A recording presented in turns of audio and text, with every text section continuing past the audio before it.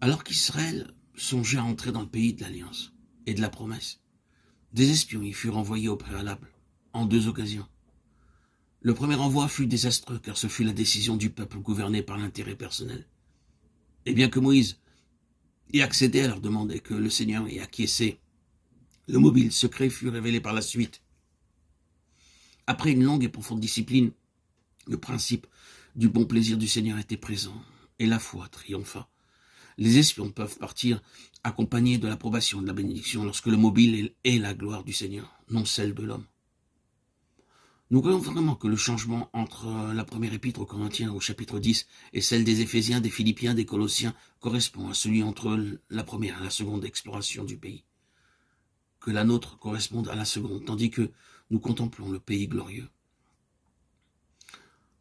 Paul, tandis qu'il écrivait, était lui-même conscient que ce qui lui avait été montré par le Seigneur dépassait son pouvoir d'expression. Les mots mêmes, les richesses incompréhensibles impliquent cela. L'adjectif pourrait être correctement traduit par introuvable ou par inexplorable. Ces choses se situent au-delà de ce que l'on peut trouver, explorer, sonder. Paul savait qu'il tentait une tâche impossible.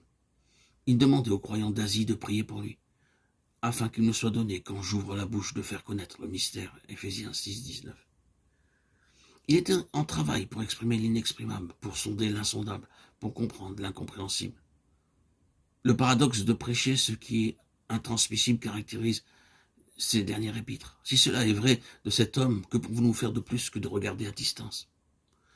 Ce que Paul se mit à faire et ce qu'il ne se mit pas à faire dans ses derniers écrits, c'est qu'il ne se mit pas à écrire un autre traité sur un thème ou sur un autre, sur un sujet ou sur une doctrine. C'est toute la différence sous ce rapport entre les Éphésiens et les Galates ou les Romains. Aucune menace particulière à la foi ne l'a conduit, comme dans ses épîtres, à écrire celle-ci. La plus grande de toutes, quoique cela puisse être partiellement vrai des Colossiens. Dans les Éphésiens, Paul n'est pas en train de raisonner, d'argumenter, de débattre contradictoirement. Il n'est pas en train d'énoncer sa philosophie du christianisme. Il a une vaste et riche connaissance des philosophies et des idées religieuses du monde dans lequel il avait évolué. Mais il n'avait pas l'intention de s'occuper de ces choses-là ou de comparer les destinées, les autres religions au christianisme. Ce que Paul fit dans cet épître, qui était destiné à l'Asie, et par leurs moyens à tous ceux avec lesquels l'Asie était en contact, et inconsciemment à nous, devait constituer une puissante proclamation. Nous avons ici un homme faisant une proclamation avec un cœur trop rempli pour pouvoir articuler. Il est simplement en train de pousser un cri. C'est comme une annonce urgente et impérative pour laquelle le microphone est trop faible et inadéquat. Ce n'est pas quelque chose qu'il avait imaginé et qui était le produit de son grand cerveau. Il l'attribuait à une révélation qui lui avait été donnée par l'initiative de Dieu. Ce qu'il est en train de rédiger est une présentation vitale et dans un sens achevé du long processus de la révélation personnelle de Dieu. Et elle renferme la révélation pleine et finale de Dieu, de son dessein éternel. C'est parce que c'est de cette nature que Paul tombe à genoux et prie une prière spéciale en faveur de ses lecteurs.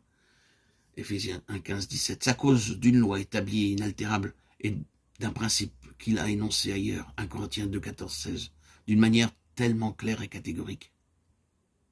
À savoir que les choses spirituelles, les choses de l'esprit ne peuvent être saisies que par des gens spirituels, le peuple de l'esprit. Tout ce qui est devant nous dans cet épître aux Éphésiens ne sera rien de plus que des mystères écrits.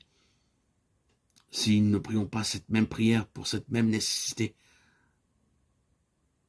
avant d'avancer et d'aller encore plus loin.